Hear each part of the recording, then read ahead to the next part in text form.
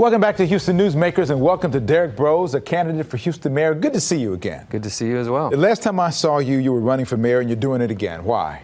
Well, I think that there's a lot of work to do in the city of Houston. It's a wonderful, beautiful place to live, but in the current mayoral race, different from the one in 2019, the two leading candidates are 30-year career politicians, and frankly, I think Americans and Houstonians are looking for somebody who's not deeply tied to the corporate political apparatus, and I think I offer something different. So what do you tell people when you meet them for the first time? What do you tell them about your, quote, qualifications, why they should say, hey, I think I'm going to vote for Derrick Broze? Well, often myself or my team will say things like, he's an activist, not a politician, and people's eyes light up immediately. People like to know that I come more from an activist background, from a journalistic background, because again, I think people are sick of those who just have deep ties to special interests, to corporations, and many people feel like their voices have been forgotten. And in Houston, it's hard not to feel that way with the way the current city government's set up. So when you talk about activists, does that turn people away a little bit? Because activist kind of denotes progressive as opposed to conservative. And obviously this race is nonpartisan technically, but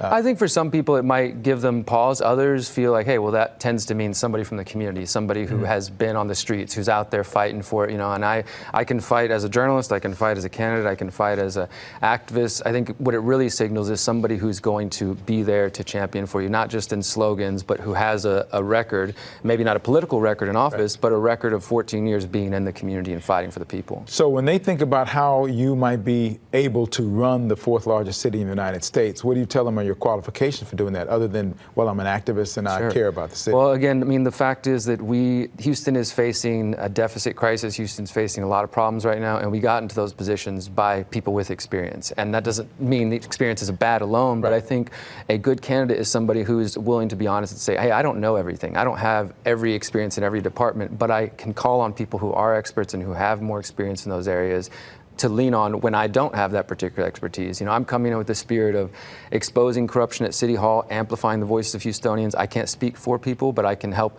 go to meetings and say, hey, tell me what you care about. I'm going to say that during my interview with Campbell. I'm going to say that at the next forum. So what I've known about you is you have an eternal optimistic attitude about a lot of different things. And when you look at the polling data that the Houston Hobby School of Public Affairs has put out of the 14 candidates, it doesn't really give you much of a shock. You looked at that and you say what? Because this is just... We still have a path. I think we have a path. You know, that number 1% shows there, but if you also look at the total numbers, is 7% of likely voters who, you know, would or thinking about considering me. And I'm grateful for that. I mean, that shows that we're working hard, and to the point as well, that wouldn't have happened if I hadn't put pressure on the political science department of U of H and Mark Jones, because I wasn't even listed in the polls before. So how can somebody like me poll if they don't even put us listed? The moment you put me on, I show up at 7%. And you got some support from one of the political organizations here recently that kind of gives you a little bit more incentive as well. We have just accepted an endorsement from the Harris County Libertarian Party. We're very grateful for that, as well as the Texas Mises Caucus, which is associated with the Texas Libertarian Party. We're getting support from Texas Latino Conservatives. We're working with groups like the RISE Coalition, which is focused on HPD issues and privacy and things like that.